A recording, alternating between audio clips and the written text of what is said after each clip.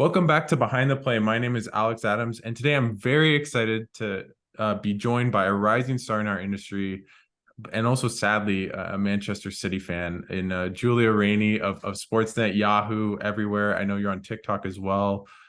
Thanks so much, Julia, for taking the time. I know we were talking off air how it's been hard for you to sleep with all the games in the middle of the night. So I appreciate you taking the time and coming on.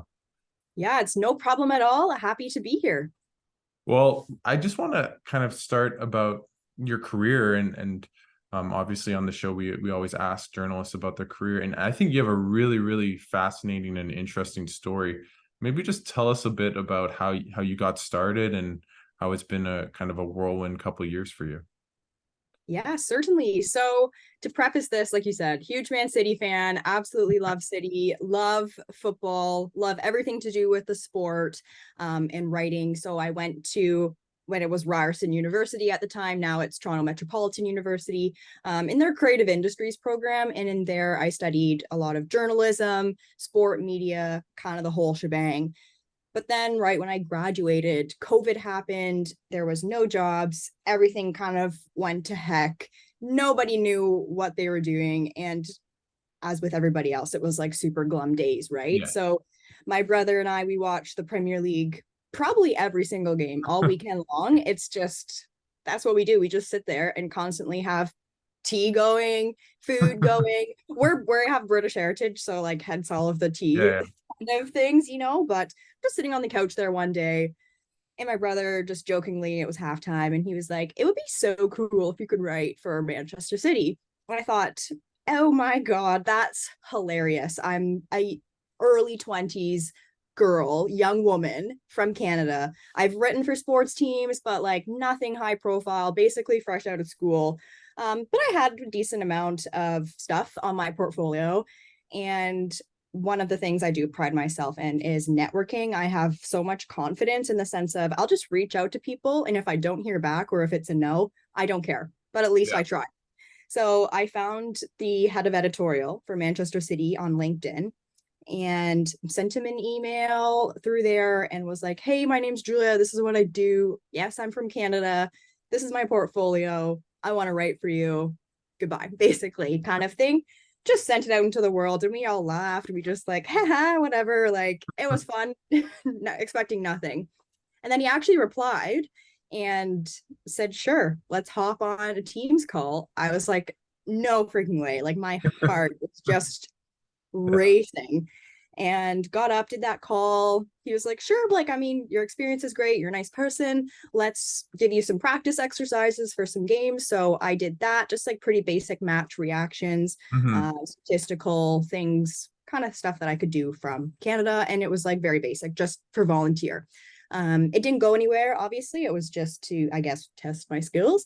Yeah. And that went well. I put in the dues and then they added me to their freelance roster and got to report some games, talk to some players remotely, of course. But wow, it was very cool. And whenever I tell that story, it's kind of wild that people are like, Manchester City is the first team, real big gig that you had. I'm like, yep, from Canada. And people are like, "What's your secret? Like, what's your story?" And I'm like, "There's no secret. I'm the exact same skill level, people, repertoire as everybody else. But the difference was that I believed in myself enough to put myself out there." And that's what I always like to tell people is put yourself out there, talk to people, try. I mean, I'm very lucky. I'm not going to say I wasn't lucky because it hasn't Hmm. happened, in other circumstances where I've reached out for people, to people, but you never know. So that's kind of a snapshot of my story, but Hmm. I still pinch myself every single day because I obviously love the team, great experience, learned a lot. I still learn a lot from them, and it's led me to other opportunities for sure. No, I think that's a great little bit of insight. And I think the what you mentioned there about just kind of shooting your shot and who cares if you try Mhm. and like, you what's the saying? It's you miss 100% of the shots you don't take or whatever, right? Like that's kind of the mindset. And I think for Yeah. young journalists, that's really what you have to be comfortable with. And clearly with your answer, you're quite comfortable with putting yourself out there and confident in your ability. And yeah, Yep. so Yep. I think that's a great example for young journalists and any journalists coming up in the industry. I want to go to just kind of what you've been doing lately. Obviously, what's it been like for you now?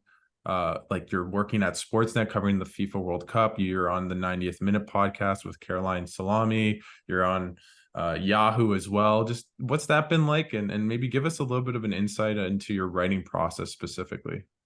For sure. So first of all, I will say caveat, I'm very blessed to be, working and writing for some of these institutions that I honestly grew up looking at. It is a dream. That's basically a summary. Sometimes I get kind of speechless and it doesn't really feel real at all. And I see my articles up on, the Sportsnet homepage, and it doesn't feel real because it's so crazy. But I like to tell myself sometimes too, I worked really hard. I made a lot of connections and I got all of those gigs through connections. Yeah. So that's pretty wild. And that's, another tip that I always give people too, wanting to get into this industry. Is networking and connections is so important.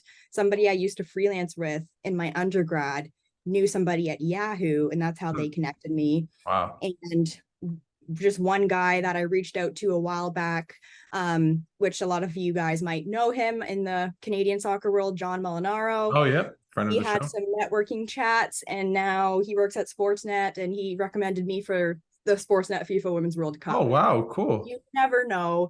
Caroline, I've been following her on TikTok forever. And I just reached out. I'm like, hey, I love your stuff, kind of thing, and she's like, I love your stuff. Let's chat. And now we're like friends. We text. It's so Yeah. weird because I'm like, Caroline, like I've literally watched you on TikTok for a year. And now we're hanging out. Like, when are you going to come visit me in Edmonton? So it's pretty crazy. But to answer your point about what it's like, it's fabulous. It is busy. It's crazy busy. There's so much going on, and working obviously for any institution, but for big names, Yahoo, Sportsnet, you really have to be on your A game. So every day I have to be focused in the zone. Fact checking is huge because your name's on it, sure, but you're writing for Sportsnet, you're writing for Yahoo, so it has to be legit work. So it's a lot of serious work. It's fast paced. You don't really have time to think, honestly, but it pushes you to the limit and it's very fun. So I wouldn't trade it for a thing. But writing process, it really kind of depends on who I'm writing for and what kind of piece that I'm writing. So for example, if let's say it's a profile article, an interview highlighting a cool athlete or a person, I always start with an outline. So I'll do an outline of maybe key things that I want to get to, sort of roadmap the story, but I'll have one general overarching theme. So is it their humanitarian work? Is it their underdog story? Is it, I don't know, whatever, like whatever their main theme is, and try to branch out from there. So that's what I do. And a lot of it sometimes comes from the interview because the interviewee will say cool things that maybe I didn't even think about. The hook, I start out my article with, this is just for profiles, usually a story, some sort of narrative to set the scene, draw people in, and then go from there. But first draft, if we're talking more specifically about the process, it's like a word vomit. I don't even go back and look at it once. I just type, get everything out. It's a disaster. It's garbage. But all of the ideas are out. And then I work from it there, reorder things, lots of editing. Obviously, I'm a very wordy writer, so I have to be very conscious about trying to take unnecessary words out. But that would be my profile writing process, I guess. And the match reports, match reactions, those are pretty straightforward in the sense of just following the timeline of the game, of course, the summary article. Sometimes for that, there really isn't any process. You're just writing as you go and kind of hoping for the best, to be honest, but a lot of experience just getting those reps in. And again, your overarching goal of the idea you're trying to get across in the back of your mind.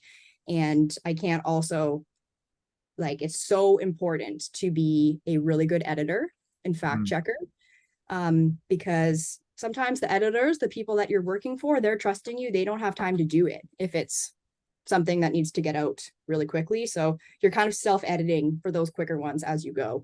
But that would be a little bit of a nutshell. Not sure if that answered your question, but you just kind of have to take a stab at it and go from there, right?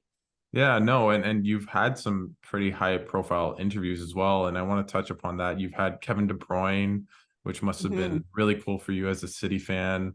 Crying. Obviously, pardon me. I was like crying after. I was like, I have to be cool. I have to be professional. But then I can Um, be professional after. how was that? How was that interview for you? It's really good. So obviously just over Zoom, because I'm in Canada, not in Manchester, which is really sad. I would love to be in Manchester. But anyways, that's beside the point. But it was great, super quick. Just him chatting with media, asked him a few questions. It was like a post game thing a while back. Because I just said to my editor, like, I want to do this, like make it happen. So it was literally on like a FaceTime call, Oh basically. I was wow. like, I'm FaceTiming KDB. Like, this is so weird. Do you have But his for number me, now? oh my God, no, I wish. It was blocked. Yeah. But no, honestly, I find you get into these moments, you'd be surprised how chill you actually are. Yeah. It's more the after effect that you're kind of like, It's like a ah, wave and it kind of hits you a for bit after. sure. It was Yeah. good. It was like 3 questions. These players, though, you have to remember, like, they're well versed in media. They've Mhm. been doing these interviews forever. They know exactly what you want. The thing is, though, you just can't ask dumb questions. So it's that prep work beforehand that's really important. And how did like what's your prep work for an interview? Like you also interviewed Jordan Heidema, and I wanted to ask you a bit about that. That was For on sure. Yahoo, a really good feature. But just like what's your prep work for interviews? It kind of depends if it's a match versus a profile. So I'll just do the match really quick. Basically, if it's the match, I usually pick one key moment in the game that the player did and ask them about that, how it made them feel, their process, something a little bit more emotional than a yes or no question. Yeah, Because if you ask an athlete a yes or no question, they will give you yes or no. yeah, And which I'm sure you know, Alex, interviewing yeah, lots of people yourself. yeah. But then it's like you have nothing to work on. You have a word. You need to have a story for your article, right? So I like to try to get something like that. And usually something about the opponent coming up. So it's doing that research before about who they're playing next, what it means for the league table, that kind of thing. And maybe a general overarching question about another player who had a contribution. So it's really just during the game paying attention to things and then Mhm. trying to draw those comparisons. Profile wise, so yeah, the Jordan Heidema article was fabulous. I love speaking to her. She's a wonderful person. She's Mhm. so sweet. And she's been working really hard out there for Canada too. Unfortunately, no goals yet, but I've been really Yeah. impressed with what I've seen from her. But Jordan's story, basically, with the editor that I worked with, we just talked about what we want the overall, like I said, theme to be. Mhm.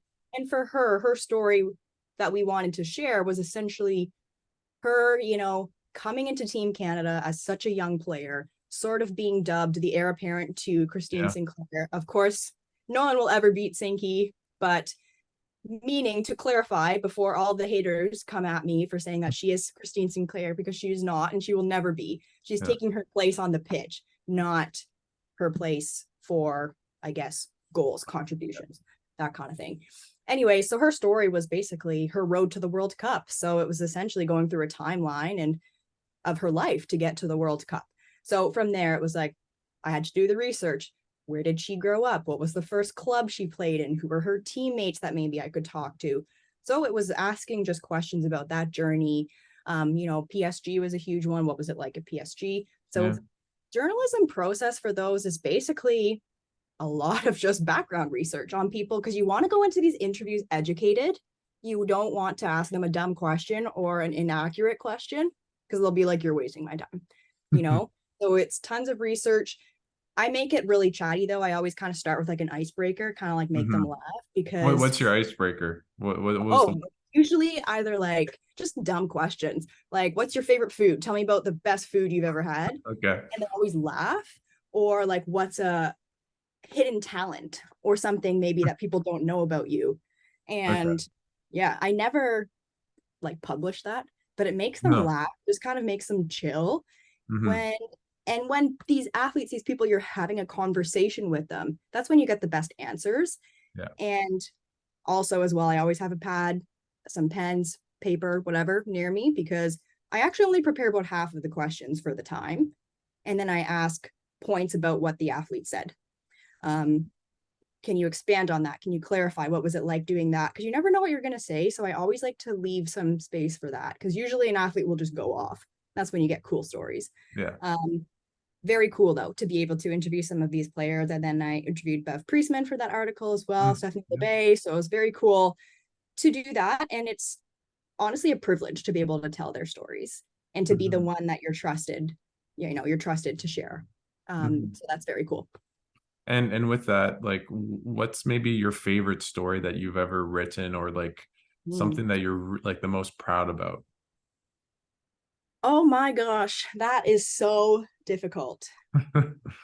I would say actually maybe one that I did a couple months ago for the Toronto Stars, the first one I did for the Toronto Star. Mhm. And it was about the Canadian women's national team and their fight for equality and what Mhm. that means for the future of young girls in soccer in Canada.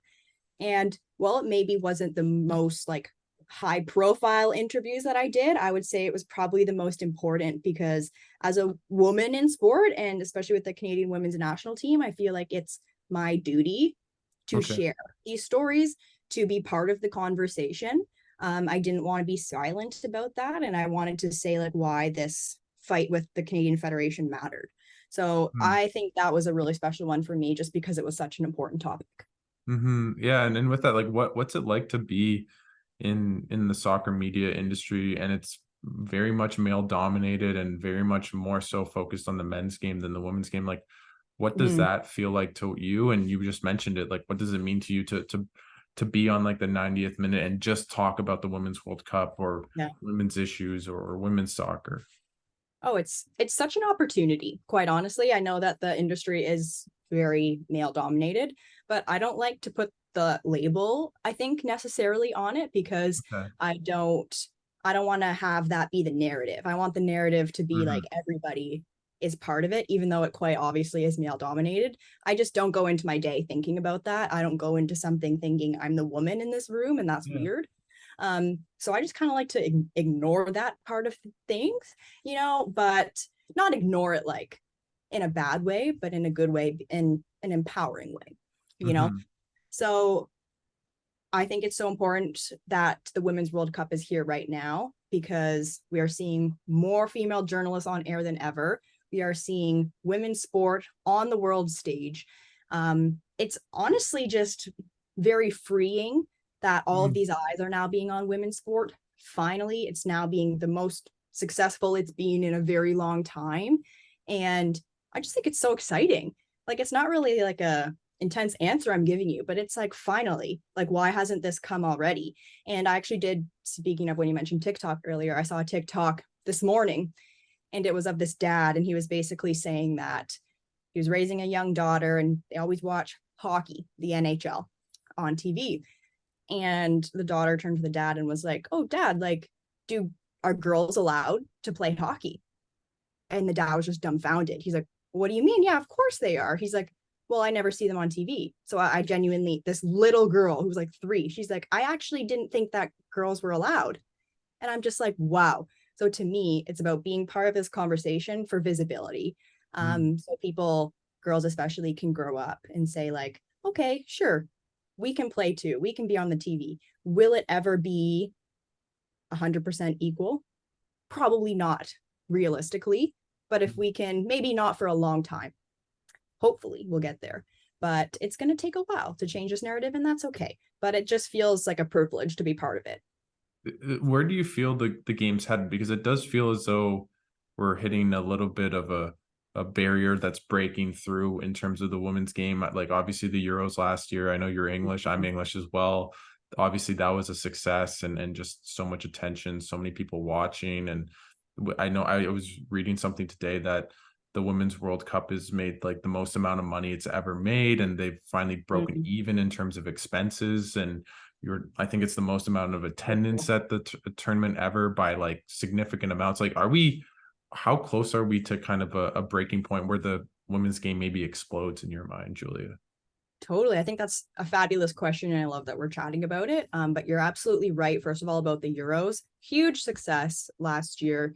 And the increase, like the growth that women's football saw, especially in England and the UK, was insane.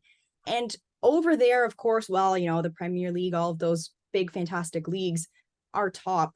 Women's football now in England, especially just from the work that I'm seeing, their goal is to get equal coverage. And I think that's so important because visibility is huge. Like, people just don't have access to these Yeah. games. And I think that is the key issue. Is it's not necessarily this issue of men's versus women's, like women's isn't as good. I think we've kind of eliminated that through the World Cup. We've seen some fabulous, fabulous moments. It's more the fact that just the women's sport is not visible enough to get those eyes and to get that interest. You know, even if we're talking about stats, things that we've seen, I saw on Twitter the other week too, that the Australian women's national team has sold more kits. I saw that too. Yeah. I was like, than the men's did for the Qatar World Cup. And I was like, first of all, Australian queens, like I love that. But it's just this idea that we need more visibility. And I think the breakthrough, if you're talking about breakthroughs, will come when there's a commitment on media networks to at least show more women's sports. The Women's Super League, huge. We can't watch that on TV. No. Where do we watch that unless we pay for an additional channel on Sportsnet now? But if you're not a fan, you're not going to do that. Because if you want to watch soccer, you're already paying for DAZN and Fubo. So I just think even places like DAZN or Fubo, I think DAZN might get some more women's sports, but they were the only place we could watch Women's Champions League. I believe so. Yeah, this visibility, even put it on regular TV that you don't have to pay extra for. It doesn't have to be every game, but I think more visibility, more things in the news, definitely, more advertising, and that's what's, I think, going to be the breakthrough. And I think we're slowly seeing it.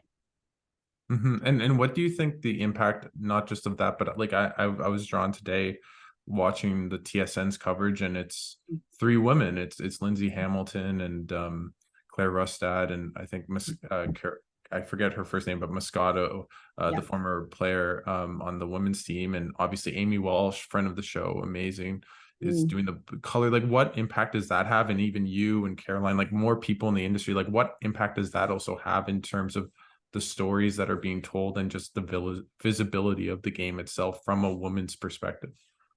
Totally. I just think seeing these women who are doing fabulous, I think the coverage TSN's doing is amazing, on there doing their thing, being interesting. It's sort of like the hope that, oh, I can do that too. Like if I want to be a journalist, I can go do it. I can be on TV. Who's to say that I can't be where they are? I think they're such role models. So they're fabulous. I love Lindsay. I've interviewed Lindsay before. I think she's so cool. Yeah. And it's just this idea of we're not going to be silent. And I think it's like a very empowering thing. You know, women are not going to be silent. We deserve our place too. And it's fabulous. Will we ever see a fully female men's World Cup, like broadcasting perspective? No, probably not.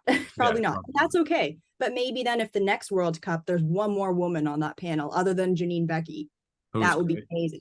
Oh, she was so good. And she brought fabulous things to the show. But I just think it's really this idea of just people need to be seen. The women are now being seen, and it's going to start a movement. Like, I totally think that even increase in journalism programs and sports journalism, enrollments for the TMU program, they have way more women than they did in the first year of the program. And I just think that's so cool. And like, I know I've said visibility a million times, but I truly think it's that visibility because it's this confidence that there's a place for you due to leading by example. And with that, I want to bring it back a little bit to here in Canada. Obviously, Diana Matheson is leading the charge in terms of Project 8, which is hopefully a domestic league here in Canada by 2025. Although I've heard some rumblings from guests and others that 2025 might not happen, but hopefully there's a domestic league. What would that mean to just the game here in Canada to finally have a women's domestic soccer league for the first time ever? Yeah, I think it's a moment for growth. It's a moment for opportunity. It's a moment for, you know, female players who maybe want to play pro, but they don't want to go overseas. It's certainly an option to stay closer to home. And when you think about it, if we're going to have all these teams pop up across Canada, that's X amount. That's probably, I don't know, a couple hundred more players who get to play pro, and maybe who then can develop to become into the Canadian national system eventually. Like, who knows? It's also really expensive to go abroad and play soccer as well. The packages, like funding, I mean, anywhere, like, isn't great. But a lot of people, they want to play pro, but they can't. It's not realistic. So now there's a little bit more of an option. There's a little bit more of an opportunity. And I think this idea too of having this new league in Canada is also amazing because it's kind of like Canada saying like, we believe in you and you're Mhm. important enough to have a league. Yeah. Like the Canadian Premier League came in like 5 years ago. And a lot of people are like, well, where's the women's league? So it's kind of like now it's saying we're here too. And I Mhm. just think it's going to be awesome to grow so many more players. And, Canadian women's national team players or players who are playing abroad, they're probably going to come back and play for some of these teams too. And that's so cool because then now people across Canada finally have a chance to see their heroes play and they can go out to the stadium, have fun, see some women play, have a good time. I just think it's going to be awesome. 2025 really isn't that far away when you think about it.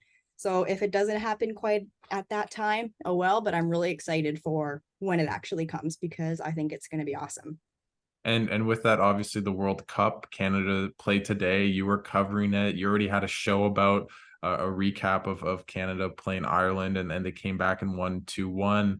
They had initially in their first game uh drawn 0-0 against Nigeria. Just what do you make of their performance, and what did you make of the game today, which felt Mm. like, as a Canadian fan, I was on Twitter and it just felt depression. It felt like we were all depressed for about 35 minutes I and was so upset and mad and angry, yeah. and then it kind of turned around. So just what do you make of the whole the game and their performance?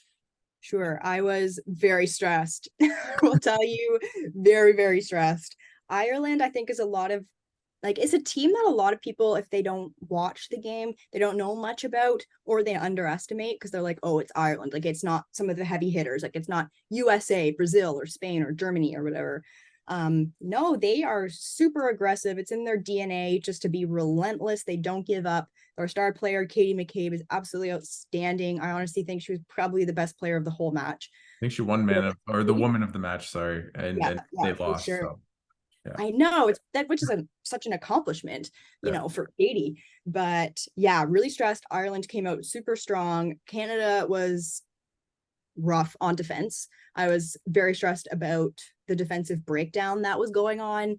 And of course, McCabe scoring a goal like in 4 minutes, the fastest goal of the tournament. So major kudos to her. That was sweet. I don't think personally the first goal though, I don't think anybody was expecting that to actually go in.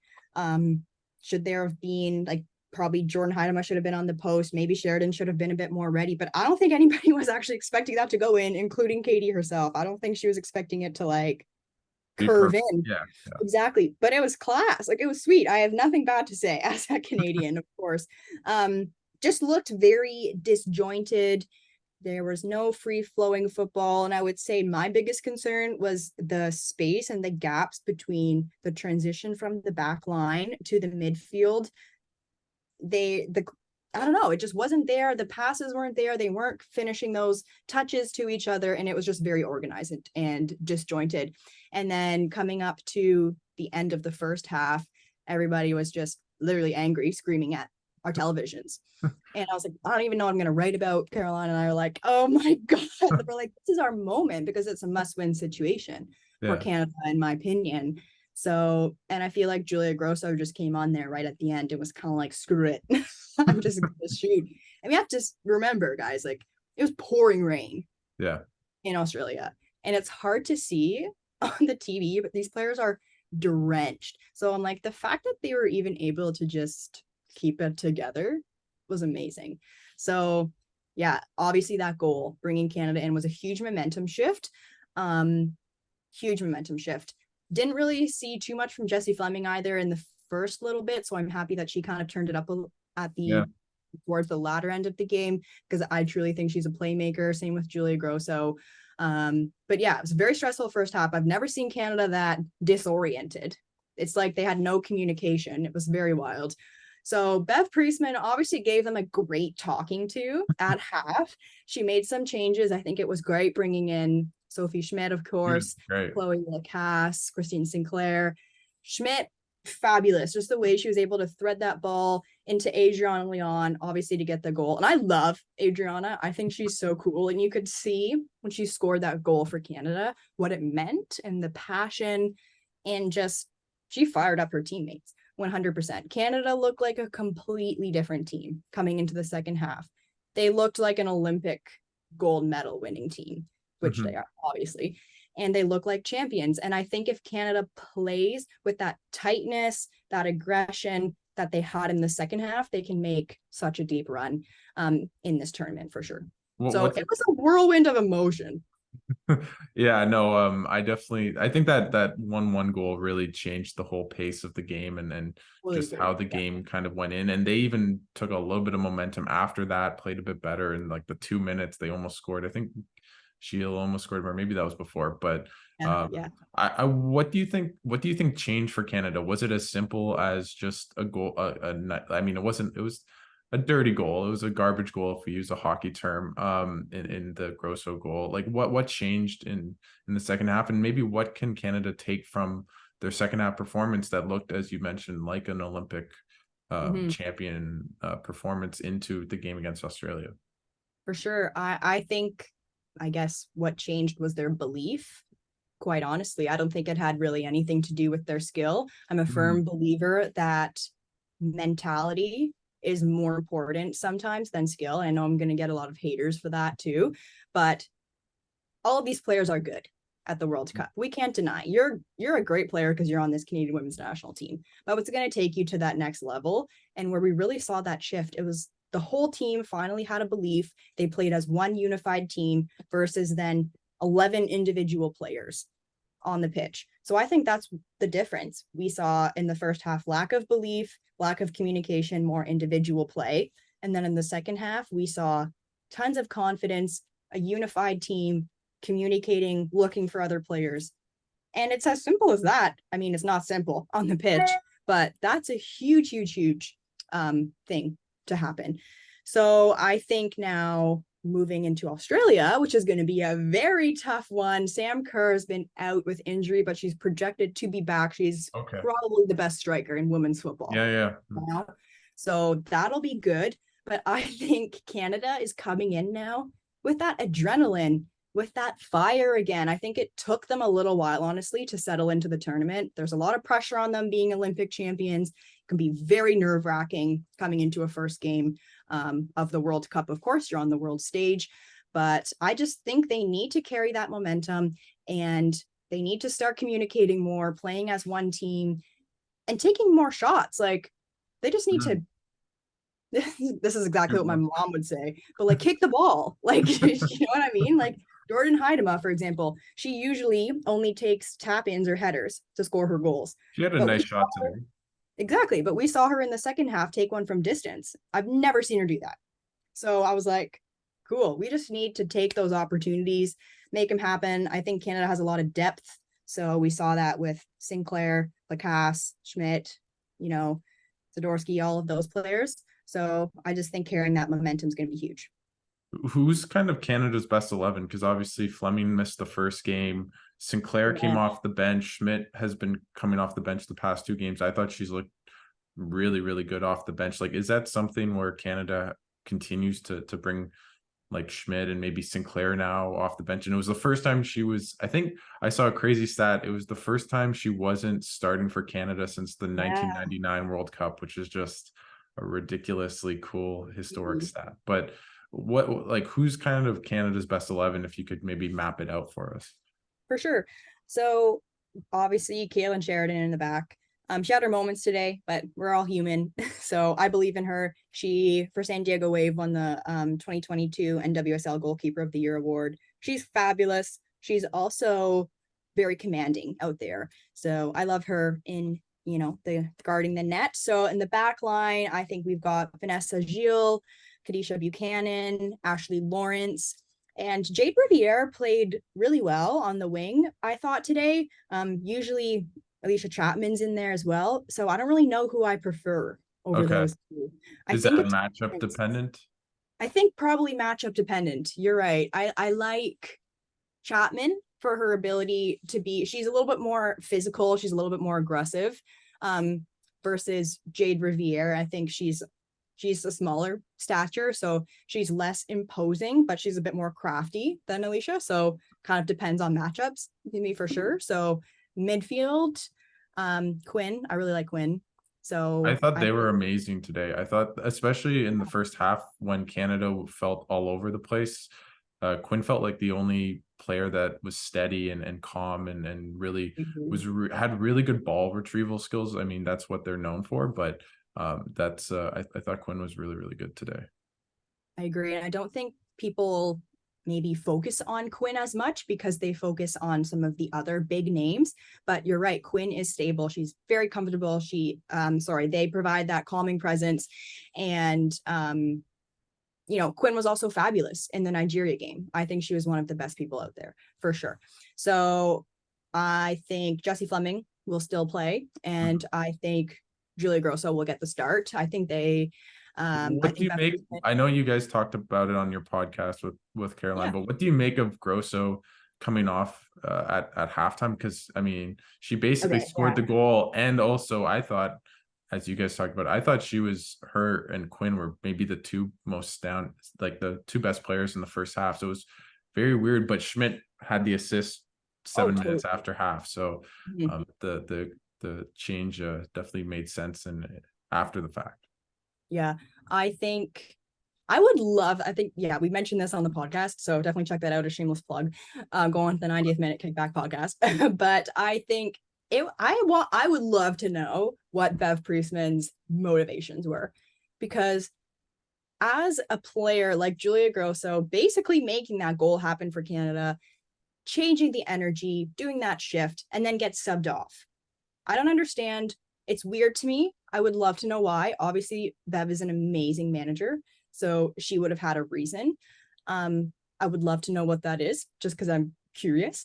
But I wonder what Grosso felt about that too, because she just had this fabulous moment and then being subbed out. I don't know. It was sort of like I was worried because it's like, is the momentum going to change now? What's that going to be like? But thankfully, it did not. So all is good. But I don't know, maybe Bev just wanted some more depth in there. Maybe Bev wanted some more experience. Like Julia Grosso is really young. She's 22. I think a lot of people have to remember that. Like she's such a young player out there. So who knows? There would have been a game plan to change it up. Obviously it worked. But then same with Adriana Leon. She comes in, she gets a goal. She a minute later has another outstanding shot and then gets subbed off. Albeit it worked out fine. I just would love to know what the motivations are. And I wish, Alex, I could tell you an Yeah, actual answer about that, but I really can't.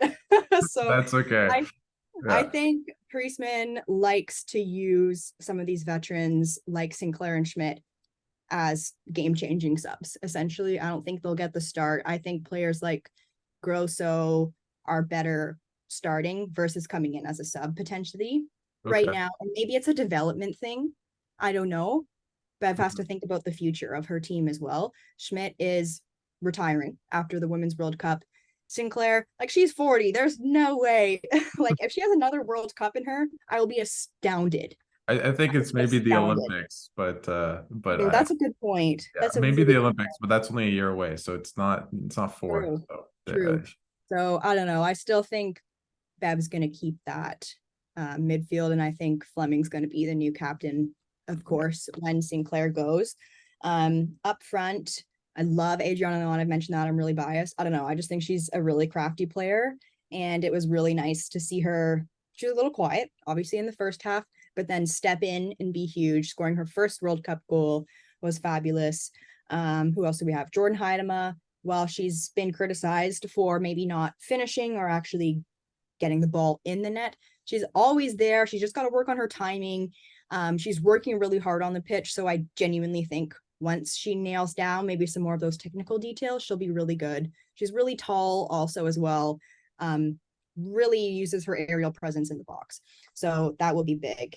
And who else do we have up front? Oh my God, I'm drawing a blank. we had Vienne, and then we had Lacasse. Oh, yes. I I'm on Lacasse Island. I every time I yes. watch her, I always really like her. I think she should be starting. She's really smart. She works off the ball. Like as soon Yep. as she came in the right side of the pitch, like Canada was just flowing up and down that side. So I really like her, and I'm like a lot of Canadian fans. I'm new to her because she's been in Portugal for uh, Mhm. a couple years, but I really like watching her. So I'm on that island. Totally. I would have to agree with you. I think she's fabulous. And I don't exactly know what league this was in, if it was like the Champions League or something like that, the I know Women's she was Champions in the League. Champions League with Benfica. I know that. Yeah, Yeah. I think it was the Champions League. Anyways, she was one of the most prolific goal scorers of the whole Champions League. And Benfica didn't even make it that far. So I Yeah. just think that's crazy. She needs to be given more of a chance. We'll see. She's getting minutes at Arsenal now. So I think that will be huge for her development as a player. And maybe we'll see more of her. I mean, Adriana Leon's getting up there too. So I don't really know. We'll have to wait and see. hmm And with this team, before I go to some other storylines and some fun stuff, like what do you think, Julia, would be a good kind of result for Canada at this tournament? I think a lot of people would say probably prior, maybe quarterfinals, maybe semifinals. Like what would be a good kind of a run Mm-hmm. at this tournament for the women's team?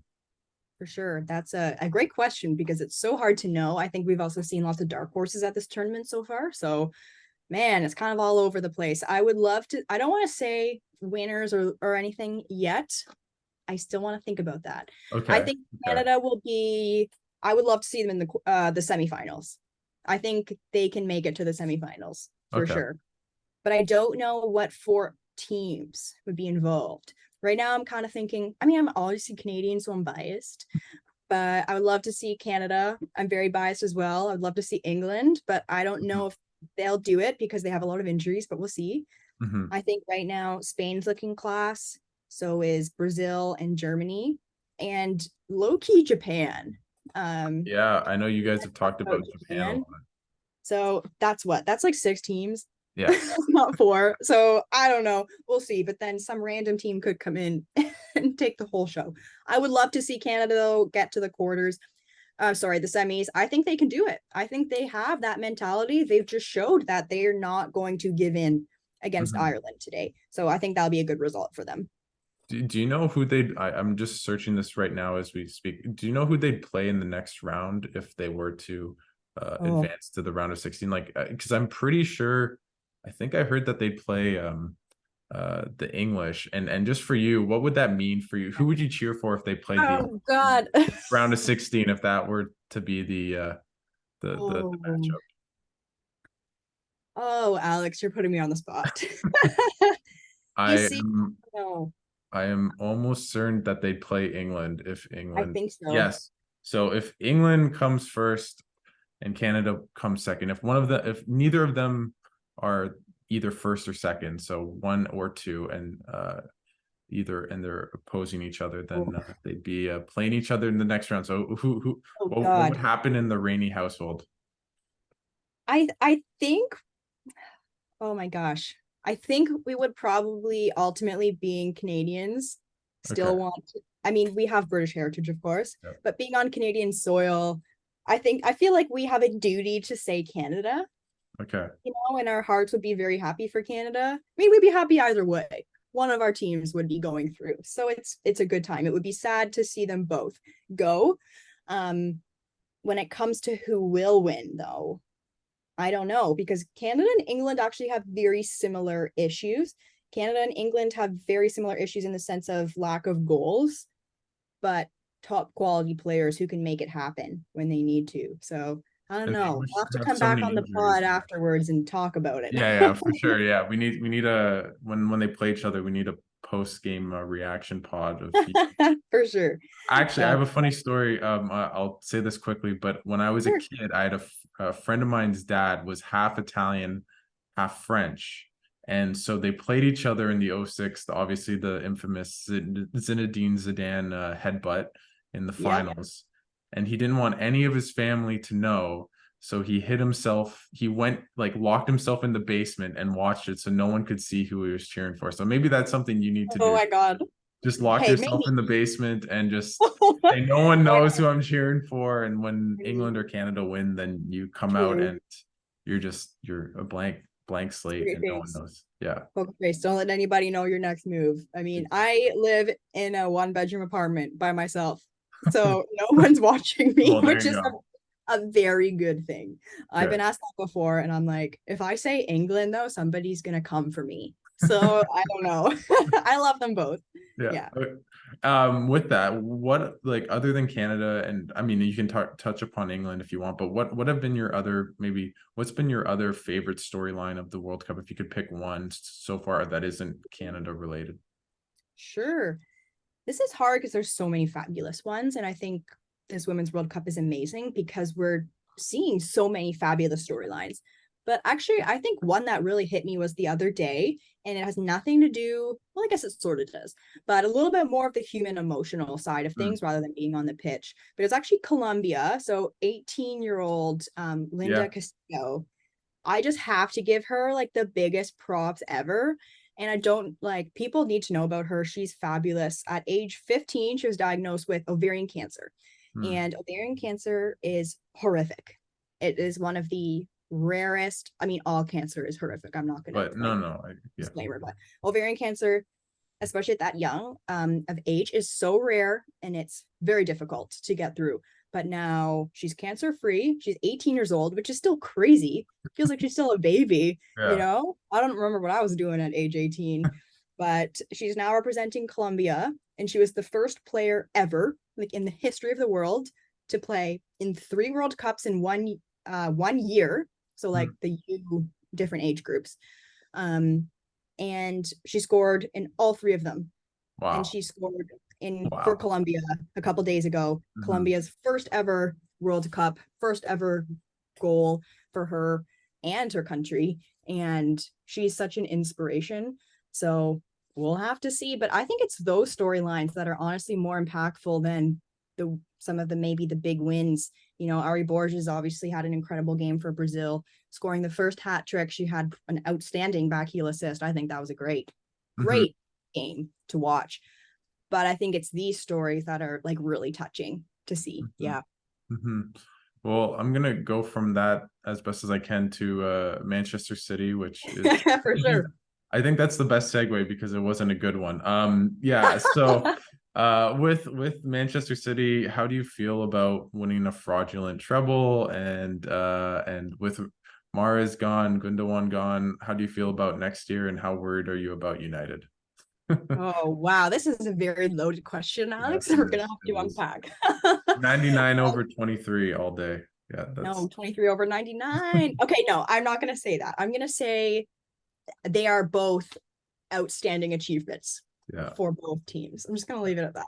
There you go. There Actually, you go. genuinely, though, the 99 team, I can't even Yeah. say anything bad about for sure. The treble, obviously, a huge moment for Manchester City. And City sometimes has this tendency to sort of lose games right at the end. So I'm I glad love that that. I miss I, that. oh Yeah. man, sorry about that, Alex. Not this year, but maybe, oh wow. We all thought we're on the edge of their seats versus Inter Milan in the Champions League final. We're like, boys, come It on. was one of Like, those games that they always lost. The kind of exactly, tight. exactly. And Milan could have tied it up at the end. Ederson had a few very clutch saves. Sometimes I'm iffy about Ederson, but he showed up. So I'm going to give him props. He had some really fabulous reflex saves. Manchester City, obviously, I think I am biased, but they have a fabulous team for the players that they have on the pitch, but also for their team mentality. They have such a winning mentality. They are all friends. They have each other's backs. Hardly ever, like, never any drama. And I think that's key for a lot of teams. We saw United, obviously Cristiano Ronaldo, that That drama. was fun. Yeah, that was a That lot. was wild. Oh my gosh. And I'm not saying that was like a turning point for them because United had a fabulous season, but it's like, holy hell, like, oh my gosh. I And he, mean, I think it was a turning point, but it was that he left. yes, They went on a streak, and Rashford scored all these. They won a bunch true. of games, and Rashford scored, like, it felt like almost a goal a game. So he was a stud. Rashford was outstanding. Yeah. Yeah. Yeah. Yeah, absolutely. So, couple key players left. Obviously, Gundogan was like a huge hit. Like, I love him. He is a team captain. He's been there. He was Pep Guardiola's first ever Manchester City signing. So, Mm, but this is football. Players move on from every single team, and it is what it is. So while it's sad, it's also a reality. Like, you can't have the same team mhm. all the time either. Mahrez, sure, that is hard to see Mahrez go. but I think City still has depth. They still have quality. Like, I would love to see more Julian Alvarez. I think he's fabulous. We're going to have Kovacic come in. I really like Kovacic. I've seen 2 preseason games, and I think he's been outstanding for his first couple matches. So I'm not too worried about, I guess, the players leaving. I think City are still coming into this with a winning mentality again. They want to keep winning, but I wonder if the pressure is going to get to them at some point. Sometime. They've won the Premier League many years in a row, just won the treble. How do you come back from that? Haaland obviously had an outstanding season, scoring record number of goals. Is he going to be able to do the same? So there's that pressure, but I also think these players thrive on pressure. It takes a certain player to be in Pep's system. And if you're not ready for it, you're not going to be on the team. You're not going to play, basically. And I love that City, no matter who you are, is all aligned for their one goal. You see Calvin Phillips, he hardly ever plays, but he's there fully committed. And I think that's really cool. And I think that's what some of these, top 4, top 6 teams all have in common. United, I think, will have a great season. Mason Mount, obviously going to United. What do you think about that? I'll ask you a question. I really like it. They've missed. They really last year didn't have a lot of midfield depth. And I mean, he's kind of a cam, and like he can kind of go all over the pitch in a lot of ways, but I think they just need more depth, more quality in that side. And now you have Casemiro, you have Eriksson. We'll see about I can't say his name, but the Danish guy Holland, or I don't know. It's not Holland, but it's Rasmus something. Yeah. Saying it better than me. I'm a goalie by trade in footy sevens, but I never liked De Gea basically in the past like 5 years because he hasn't been very good, and he gives up kind of very untimely mistakes on his part. And I think Onana will be interesting. I don't know how good of a shot stopper he is, but he definitely can play with the ball, which is like what is part of Eric Ten Hag's system, is to have a kind of a sweeper keeper, which is like the way the game is going. Like you can look at City with Ederson, like he's been such an amazing just with his feet and giving out great crosses and balls to his defenders and to everyone, right? So I think they'll be better. I wonder what Champions League does. So I don't know if they necessarily improve in the league. I think Arsenal got better. I don't know if they got much better. Like I do still think that City will probably win the league. I don't know about the Champions League. I feel like Gundogan and Mahrez is a lot. They didn't really add huge names. Like Kovacic is good, but they have a bunch of midfielders anyway. So it kind of, I don't know. I don't know if they added a Holland type, which they probably needed to kind of recoup from losing Mahrez and Gundogan. But that's just my.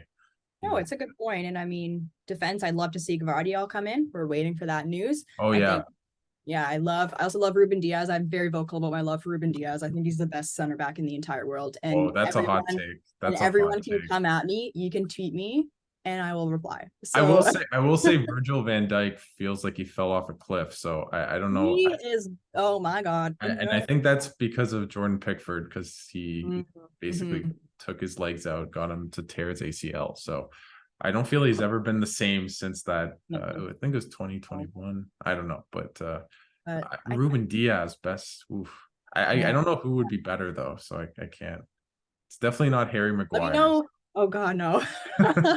Let me know if you come up with somebody for sure. Yeah. I think City, like, it's so hard to get players to come to City. I think in the sense of, if you come to City, you have to be a big name like Haaland, or else you will not play. And will want to play. So if you know you're going to come into Pep's system, you know you're coming into Manchester City, who has a very set lineup. Like, you're not going to play over Rodri. You're not going to play over KDB or Haaland, Diaz in the back. Like, you're just not. So I think players who are coming in have to understand that role.